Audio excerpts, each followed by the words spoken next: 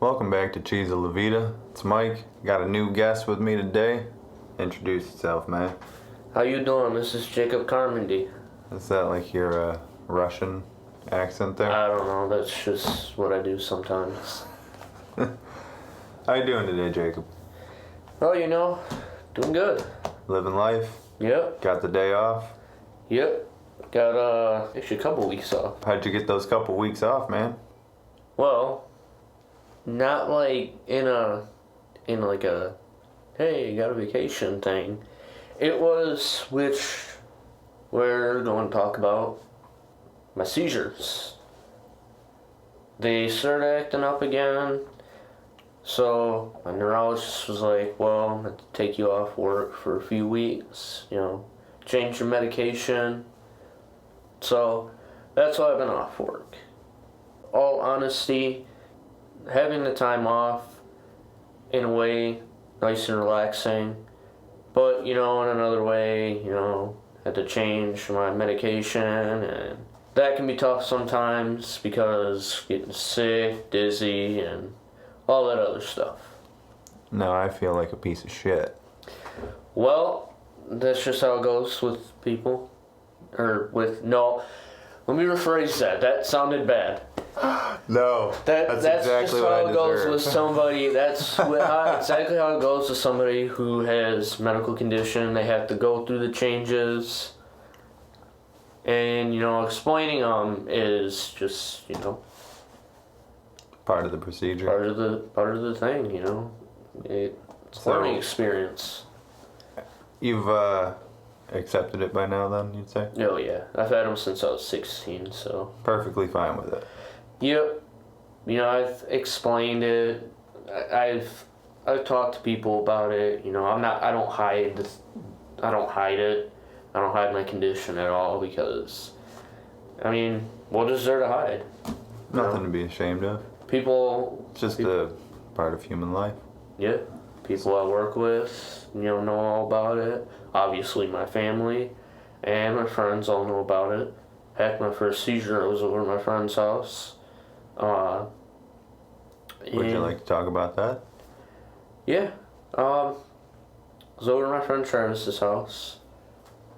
Grown up with him since we were toddlers. We were boxing, wrestling around that, like 16-year-olds would. Yeah. Natural shit. Yeah. Yeah, Nathaniel knows about those ass whoopings. About that. And so, I was on the ground, and obviously another thing with 16-year-olds or, whether you're younger or even people older, you're gonna be like, oh, I got injured, and then when somebody comes up to you, you're just like, haha, joking, just start grabbing them and that. Well, psychological warfare. Yeah. And so that's what it initially looked like. And, he had told me he sat down, was watching TV, and, him and his brother noticed, oh, he's still laying on the ground, what's going on here? He's got his eyes open, he's kind of just staring at the ceiling. And then next thing they knew, it was, okay, Jake, get up. Why, the joke is over. Ha ha ha. And all of a sudden my phone rings. My phone was in my pocket, and Travis got up. He went up to me, actually smacked me in the face to see... Maybe not the best course of action. Yeah, he smacked me in the face, didn't know what was going on, so he was trying to, snap me out of it. He didn't know what was going on. I didn't know what was going on. His brother didn't know, because I've never had any issues, no medical conditions. I've never been to the hospital, other than when I broke my leg when I was 5, but yeah, that was well in the past. And so he grabs my phone out of my pocket. It was my mom calling me. He said he answered the phone and said, something is wrong with your son. He's not getting up. His head's kind of bobbing back and forth. And that was definitely not from him smacking me in the face. That was him trying to get me out of, whatever the heck was going on. Snap out of it. Snap out of it. Boom! And so once I got back to, the real world, my mom took me to the hospital. And of course, the entire time, yes, I drank pop like crazy. If pop was alcohol, I would probably need to go to rehab because I would have had so much in my system that I would have had alcohol poisoning. So you're a popaholic. Yeah. Always have been. Or soda, for anyone who's not from Michigan. Yep. Or soft drink. Some people out there are like... In fact, I actually had a guy one time come into my work. He just randomly comes up to me and says, I don't understand why it's called soft drink. Do you understand why the hell is it called soft drink? That's a good question. And I was like, is it because alcohol is a hard beverage? I think so. That's my only guess. That makes sense. Leave it to the beer drinker to think about that. Well, hey, everybody drinks. So look at it that way. Some people don't, some people do. Before we get deeper into this conversation, why don't you list some basic characteristics that you'd say describe you pretty well? Let's have the audience get to know you a little bit better on a basic level. Alright, well, obviously we know I drink pop. Big sports fan, hockey, baseball, my top two. Jeez, what else?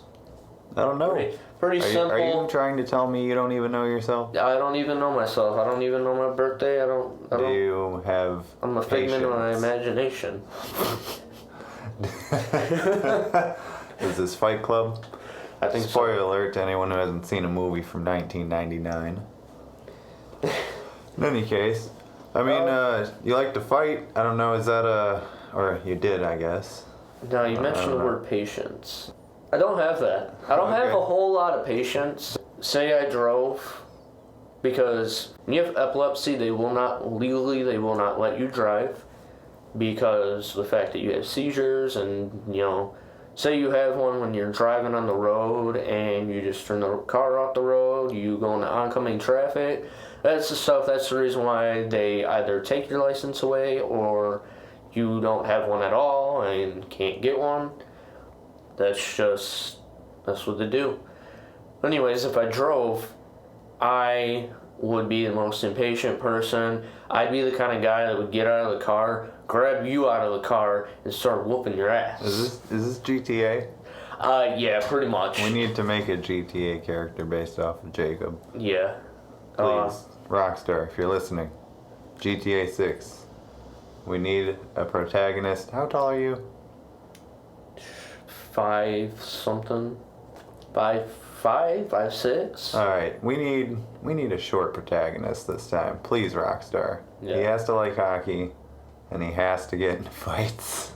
Yep, my place to take the women is right up in the executive, the front office area, where they sit during the games. When everybody leaves, that's when the women come with me. I gotta store a gun somewhere. In the game. In the game, people, in the game. Thought you were admitting to some behavior you shouldn't admit to in your life. Nope. I had one girlfriend, and didn't work out. Let's just say, don't date your coworkers. That's bad. Also, when you're a very well-known and liked person at your job, and the girl dumps you, let's just say she got run out of that place. Sounds like you headed a mob. If I headed a mob, it'd be some bad news for people. Is that one of your hobbies? Heading mobs? Heading mobs. Organizing? Whacking people. Leading the revolution? So you mentioned you like playing hockey, though, or you were a hockey fan. You still play hockey? Or street hockey or whatever? I don't. I haven't in a long time. Heck, I would if people were like, "Hey, you wanna play some hockey?" Be like, "Hell yeah!" You still would? I still would, absolutely. Oh, okay. So you can't play football anymore? Or Oh, I can play sports, but, I gotta watch. Because if I take one wrong hit, one wrong something, bam. But...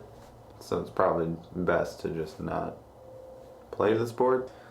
Me, I'm kind of like if I were involved professionally, I'd probably be a coach or like somebody who would run the team. There's nothing wrong with that. No. That's how dynasties are created.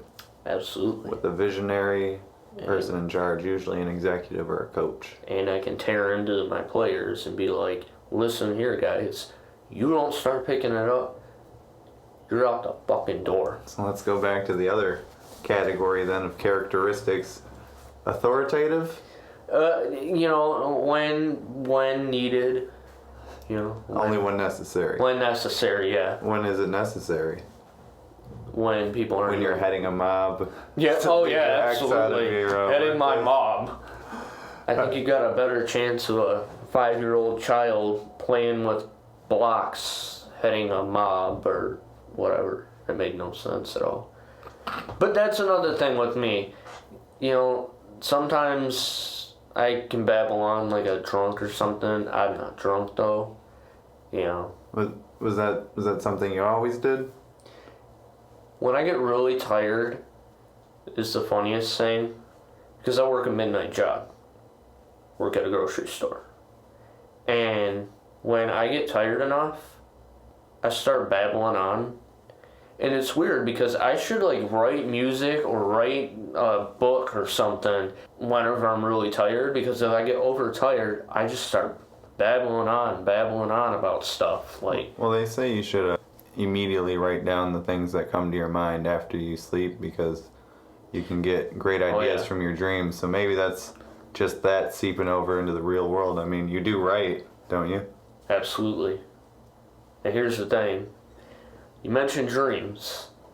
My medication I take for my epilepsy can cause me to have some weird dreams. And I mean bizarre dreams. Let me tell you one of the dreams I had the other day. Go on. I was with my brother. He was driving. I'm hooked. We were driving off my street. For some reason it was raining so hard and the rain was slippery that all we did was look up and people are swerving their cars left and right, smacking into buildings. In a normal subdivision? In a normal subdivision. And why are there so many people on the road in the subdivision? I have no idea. Why were they? Yeah. Tight little road. And I wake up and I'm like, what the hell is going on? That was the whole dream? That was the whole dream. How long did that go on? I don't know. I had to pee when I woke up, so that's probably what explains the water. Probably a decently length dream. Probably around 4 minutes long. Probably 4 minutes. I've had dreams longer than that, probably though. Felt like 18 hours. Yeah, especially it's with crazy how that shit works. Yeah, I've had so many dreams of running from people that are trying to kill me. Who's tried to kill you? I actually have no idea. Just random faces you've seen that you don't remember because it's just a random person you've never actually met. There was a kid that I knew that for some reason I had a dream that he walked into a room, shot himself in the head. Pretty extreme. I walked up to him the next day. Is this all from the medication or is this I don't know. Have you always had crazy dreams like that? Not necessarily, but they've gotten crazier. But I went up to the kid the next day, and I'm like, I didn't want to tell him at first. So then, one of the other guys, this was at my job, one of the other guys I work with, I didn't say anything to him. Oh my God. I thought about it. I was like, I don't know how he's going to react if he gets offended. One of the other guys I work with says, you know, Jake told me you had a dream about you shooting yourself in the head. I'm like, you asshole! You asshole! Why would you do that? And he goes, what? I mean, yeah. He goes, I mean, of course, this kid, I think he was high off his mind that day because his eyes were so bloodshot. This kid did smoke weed. So, I mean, there's enough people out there that do that, you know, why not vote yes for that proposal? Well, like I said in the previous podcast I recorded with Nathaniel, did get voted yes in Michigan. Yeah. Big win. I don't smoke it, but, you know, there's enough people out there that smoke it to where it's like, look, you gonna arrest a guy who's smoking weed, or you gonna arrest a guy who's beating the shit out of his wife out in public and threatening to kill her? Which one are you gonna arrest? So, I mentioned your writing, though. How's that going? How long have you been writing for? You know, I've written all my life, pretty much. But it's different. There's a difference between writing essays in school and writing about something that you have passion for. Absolutely. You know, I've written about topics from sports to, you know, the depression that I go through. You know, I had depression. I'm not gonna, I'm gonna admit that, but that's, I think, a lot based on, once again, what I go through with my condition. You know, it's gonna depress you. You know, you're always gonna have those moments, but, you know, if you're a person in a situation where you feel like you're in danger to yourself, don't be afraid to go get some help. Just gotta throw that in there. But I've written about just about everything. On your website? Not on my website, not on other people's stuff, but the thing I write for is pretty much sports. I write about baseball, I write about hockey. Where can we find that? We can find that on my new blog / website, whatever you want to call it. It's called prospectuniverse.com. Look that up. You said prospectuniverse.com. Yep. That I relaunched it. It used to be called Baseball Docs, but I wanted to kind of fuse the baseball and hockey into one, and then some asshole took hockey docs from me. That's what I was writing all my hockey articles. Some asshole took that domain from me. How did he do that? Well, I was gonna do the .com, you know. No, he just beat you to the punch. He just beat me to the punch. Motherfucker. You know? I know, I was so mad. How long have you been going with the blog, though? I've been, you know, on my blog for 3-4 years now. I was doing real good with it. In fact, my baseball one that I had been doing before I stopped for a little while, you know, well, took a break from. I had 1 week where I had 10,000 views on one of my articles. It's pretty impressive. Yeah, I can't think of which one it was, though. I don't know, I'd have to look it up. Heck, you people can look it up. Which article are you most proud of? I wrote one a few years ago when I first started writing. I wrote one about Mike Trout of the Los Angeles Angels. And I was going on about picturing him in a different team's uniform. Now, any baseball fan knows about Mike Trout. In fact, just about, I would say, anybody who's watched baseball has heard about baseball, probably knows who he is. Yeah, he's the sport's biggest star. Yeah. And, you know, when you get into it more, baseball fans will realize, well, the Angels have not made the playoffs. Ever since, they made the playoffs once but didn't even win that year. But the Angels, other than that, haven't made the playoffs ever since he came on the team. So that leads everybody to say, well, when Mike Trout becomes a free agent in a few years, where's he going to go? If the Angels don't do anything, you think he's really going to want to stay? Or say the Angels continue to do horrible and they decide to say, well, we're going to trade him. He's the sport's biggest star. Trading someone like him, you're going to get a lot in return. So basically the article is based off of, what if the Angels traded him? What would he look like in another team's uniform? what would the Angels get back in return in a trade. I went through all that in an article, and I ended up getting like 15,000, 20,000 views. But it was great numbers. So other than that, I've been working. I worked pretty hard on my hockey ones, and I got some popularity out of that. But like I said, I took a break, and that can actually be either a good thing or a bad thing, or kind of both. Was it detrimental for you? It was, like, once I started back up writing, I could tell, like, okay, I'm shaking off a little rust here writing. I got to get back into, the groove of things. I got to stop saying, by the way.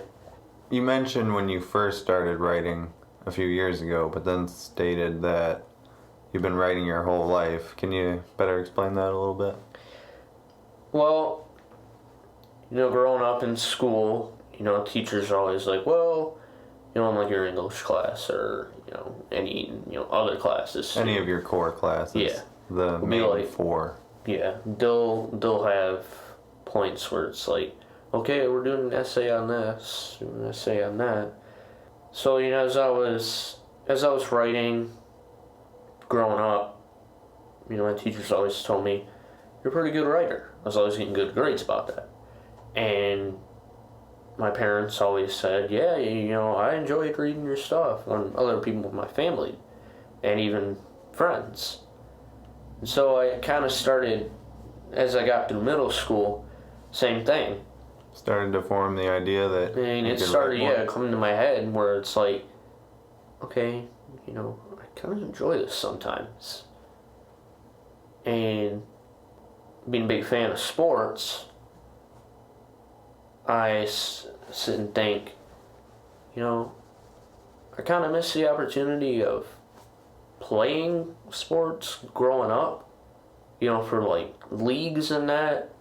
And I also sat and thought, okay, I've always wanted to be like a sports analyst. But when I really came down to it, I think my passion the entire time was, I think I want to write about, different things in sports that happen. Because whenever I would watch, things that would happen around the leagues and that, I would see stuff like, well, why is ESPN or why is this sports network, how come they didn't report about this? Or, there's got to be more to this sports story. So I started to go online, and I started to see like websites that, had like the rumors and that about like where so-and-so is going to end up in another team's uniform, or so-and-so wants to make this trade, or so more in depth. Yeah, more in depth stuff. And I thought, I think I kind of want to do that.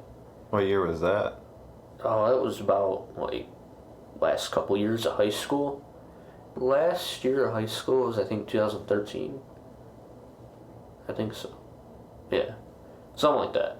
But then I really got into it over the next few years because I got kind of lazy, and then it came down to, okay, I want to put my mind to this. I want to put my full mind to this.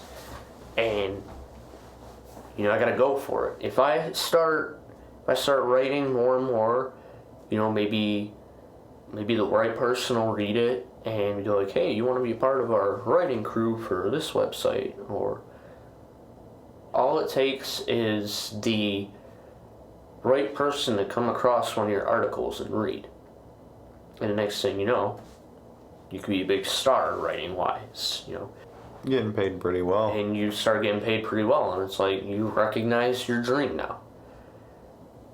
So that's what really started driving me more to start writing.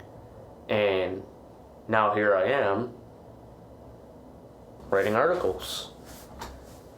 Has your condition gotten in the way of that at all? Yeah, there's been times, like I said, the breaks that I've taken here and there from it, I was having difficulties with my condition, and I wanted to take some time away from doing that writing so I could kind of take care of myself, and going through the different medication changes that I've had to have, to kind of keep me from having seizures, not completely, at least reduce them down to like, going from like 3 and 4 a week to maybe 1 per month, or even none.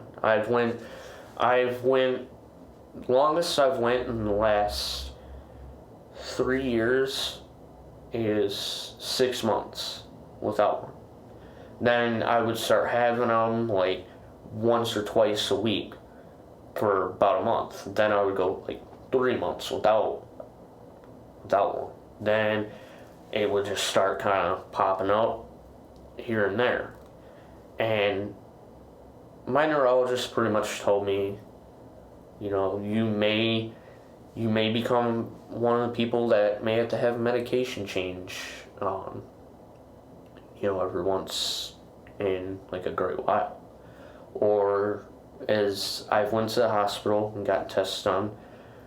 But the problem with epilepsy is it's so hard. It's one of the hardest things to catch where your seizures are coming from. Because you have to catch the person while they're having one in order to figure out what part of the brain is causing it. There's people that have had the brain surgery where they have had a piece of their brain taken out where the seizures were causing them, and they've been fine. There's other people that have had like a device, I forget what it's called, like on them, that whenever the person has a seizure, it stops the seizure. And that sounds amazing.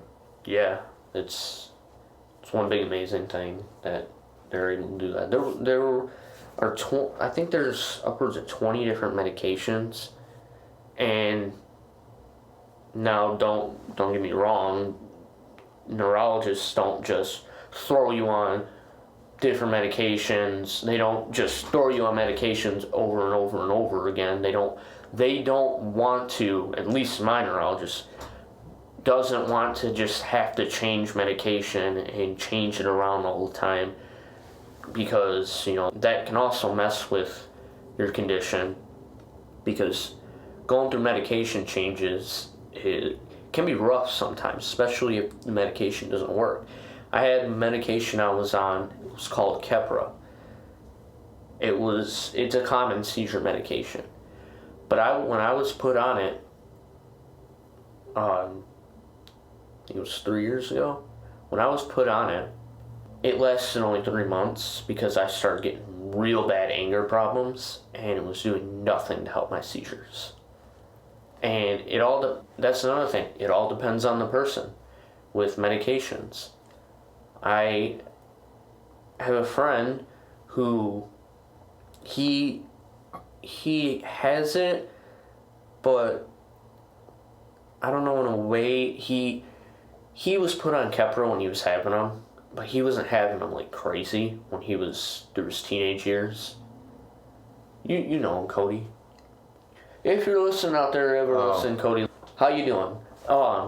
He said he had them. I don't know if he had them very frequently, but he was put on Keppra. I had no idea. And yeah, and it worked out well for him. I don't think he really has that. He said at one point that his doctors thought he was going to be able to grow out of them. And I'd have to ask him again about it. because I've talked to him about it, and I've told him about my condition, obviously, and that's just, it worked for him, but it didn't work for me. But it's all about, like, you know, what medications work for every person. But then there's the topic that everybody's going to think when it comes to seizures, and I'll bring it up: the cannabis oil. You know, people have heard about, there was a little girl in, I think it was Colorado. Or I don't think they lived in Colorado, but they ended up going there where it's legalized. You're referring to the CBD oil, right? The CBD oil, yeah. It's called cannabis. It's cannabis. Well, I mean, if it's weed, it's cannabis. Yeah. So. But it's like, it's not the full-on actual, like, smoke marijuana. It's extracted not from the THC, I don't want to say segment of the plant. Yeah. There's probably a more technical term, but they're not taking it from the THC. They're taking it from the, I don't even remember the abbreviation for it, but it's a different receptor or something like that. Yep, and so the non-psychoactive part. And so they did that, and the little girl was having like hundreds of them a day, which is really insane to think of, like hundreds of seizures a day. You can't even function. And I guess they gave it to the little girl, and she was having a lot less seizures, so it actually was helping. There have been people that, yes, it has helped them, but the people they've really tested it on are people in severe cases. Now, I've had a lot of seizures, and I've had a lot of bad ones, but I haven't had them frequent, you know, like hundreds of them, or like even like, I haven't had more than 3 in a day. I haven't had more than 8 in a week. So they wouldn't. You're saying that's relatively tame in comparison? Because to me that's 8 seizures is 8 seizures too many. 8 seizures is, yeah. That's too, and that's the point. Like, I don't know how, because it's obviously something that neurologists are like, well, you know, but obviously if it helps out, you know, anything that helps out works. The point here is they've only tested on people with very severe cases. So, in my case, obviously, any seizure is too many, like you said. But I don't know if that's something I would consider using unless if I was having a lot more. So you're not willing to necessarily jump on the cannabis bandwagon? You're not trying to push any agenda? Like, I mean, I don't get me wrong, it's not like I don't agree with this, or they shouldn't use this. You started off earlier in the podcast saying you voted for Proposition 1 in Michigan, so clearly you don't mind how people feel about it. I voted it because, I'm the kind of person that, I'll mention, like, typical topics out there now, with, like, the gay marriage and then obviously, like, the marijuana and just stuff that people are the huge issues out there. Something that people will go up to you and say, well, how do you feel about this? I'm the kind of person that I say, I don't care. You want to be, I don't care what your views are. I don't care, I don't care, whether you're gay or not, or whatever race you are, just do your thing. as long as you're not trying to pressure me into something, I guess you could say, try to want to put it in the best way possible. Do what you gotta do. I'm not gonna bother you. I'm not gonna come after you. I'm not gonna, free world we live in. Just. It's a nice way of summing it up. Yeah. But, it goes back to the weed thing. Weed, marijuana, cannabis, whatever you say. Let me ask you one more question before we try to wrap things up a little bit with some hockey talk. You don't feel like, because there's a big issue people have with regular doctors prescribing people like Vicodin painkillers or Xanax or anything like that in an effort to just push prices up, or people have an issue with doctors pushing pills on patients to get money for the insurance companies and the pharmaceutical companies and whatnot. You don't feel like sometimes you get taken advantage of due to your condition? Well, so this is the thing I like about my neurologist. She doesn't believe in just throwing somebody on like 5, 6 different medications. She likes to take it slow. Now, I'm on 3 different medications right now, but that's been over time that I was on one medication when I first started. She put me on one medication. I think it was like 100 milligrams a day. And she did not want to put me on any more. She sent me, when my seizures started getting more frequent, she sent me on, for tests, all kinds of tests, because she didn't want to just say, well, I'm going to put you on this and this and this too. And that's why she always has me get blood work done. She wants to check the levels, make sure the levels are good and that. And in fact, my last appointment, she didn't want to, she even mentioned, she actually mentions also that she wants to do the best she can to keep me from having to go on more and more medication. So you're saying it's a case-by-case basis? And in your case, no, that hasn't. I'm on a lot of medication, but it's because, You feel like you do need that medication. Yeah. Okay. Yeah. Well, I'm glad to hear that, though, because I've definitely met some people who felt like their doctors have taken advantage of them and drained their wallets. And you know what? I do think that happens. There are doctors out there that will just, they call them pill doctors. Yeah. They'll just keep pushing medication at you because they think that it's like the wonder pill or something. We're just gonna push you on more and more medication, and not only that, addictive medication. My oldest sister, she was a drug addict, and she actually kept getting medication. I think she got addicted off of it.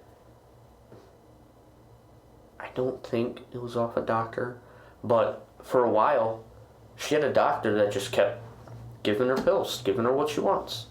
Oh, I got a headache. Oh, well, I'll prescribe you this. Yeah. Shitty fucking doctors. Shitty people. Yeah. And that's why I don't go to just any doctor.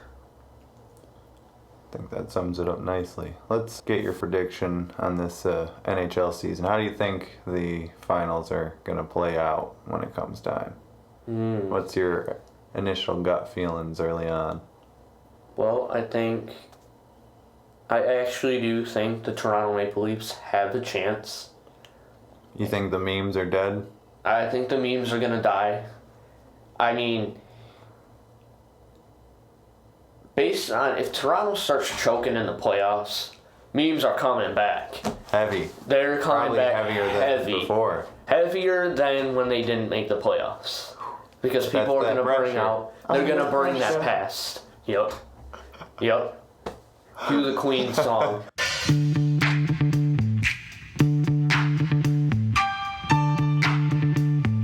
Under pressure. Oh, that's fucking great. Who's going to be in the Western Conference then? They still do conferences, right? Yeah. I haven't paid attention heavy to the NHL in few seasons now, so I know they did a conference realignment, and then they did an expansion. Yeah. Fucking, Bettman. Going to get a team in a few years. It's hard for me to keep track of this when I'm not paying attention. Right. So. Well, I can guarantee you this. They could prove me wrong. Like they proved everybody wrong last year. Vegas, I don't think they're going to make that Stanley Cup run this year. Is that a hot take, or you just think that's the natural order of the playing field? I think that, I think that they are going to take a step back. Making the playoffs, they could very well make the playoffs. You think they're going to be like not a dynasty, but a contender? Yeah, I think they can be. Now, they're not proving that right now. They're second to last in the Western Conference, but they're within reach. It's the beginning of the season, so everybody's within reach. The Red Wings were dead last a couple weeks ago, and now they're like 4 points out of a playoff spot. Is that a fluke? Are they going to be shit again? I don't know if they're gonna make the playoffs. I mean, I wouldn't be surprised. What are we banking on going forward? The rebuild that they're doing right now. Do we have anybody? We got some young guys that are, I think, Dennis Cholowski, defenseman. He's the anchor. 20 years old. He is expected to be very, very good in the long term. He's got good numbers for a defenseman, and especially a rookie. Is he going to be he could be franchise star going forward? Is he good enough to carry? He could be one of the franchise stars. All right, so he can't be the centerpiece, though. He could be one of the... I think he's the centerpiece... will be the centerpiece of our defense going forward. Okay, so a supporting role overall in the grand system. If I can mention 4 players that would be our core in the future, like say 3 years ahead. Cholowski, let's not forget about Larkin.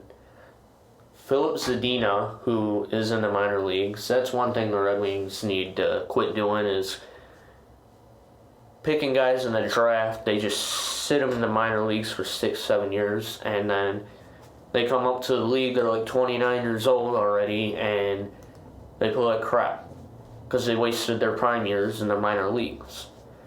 But I don't think they're going to do that. Otherwise, I'm taking Ken Holland's job from him. You're going to go fight him yourself? I will go fight him and rip his contract right half. So you're saying Toronto, Tampa Bay, and Washington, I actually believe. Those are the top 3 in the East? Top 3 in the East. Who's the... West, San Jose, they're stacked. And I like Winnipeg. I like Nashville. Those are your top 3 over there, or is it a lot more off balanced? the top of my mind. Oh, okay. Top of my mind. So, give me a possible Stanley Cup final. Again, I like Nashville. Okay. And I can't blame you. I wouldn't be surprised if the Capitals got back. Okay, so you're anywhere like a Nashville. So you're saying it's going to be Capitals and Nashville. Yeah, go with that. Watch out for the Lightning. Watch out for the Maple Leafs. If not the Capitals, then the Maple Leafs? Yeah. I would say as long as Austin Matthews can come back from the injury he has right now and be the guy he was before the injury. I mean, he is. He didn't have like a major injury, which I hope he doesn't. Knock on wood. Knock, knock, knock. That he doesn't have a severe injury. They got John Tavares, who ever since they signed him, he has been unbelievably good. And William Nylander, they got to sign him to a contract because he's a restricted free agent. They haven't signed him yet, so he's just kind of sitting around like, give me my money, guys. I'm waiting to play hockey. Well, I think we can wrap it up right here. It's been Cheese La Vida. Thank you, Jacob, for coming on and sharing your experiences. It's no problem. I mean, I hope it's been eye-opening for people because absolutely, it's definitely a lot to take in. I am glad to be on here and look forward to any appearances in the future. Sounds great. Hope to have you back soon. Yep. Signing off. Oh yeah, brief aside. Snow's coming down outside, so if you're in Michigan, please drive safe.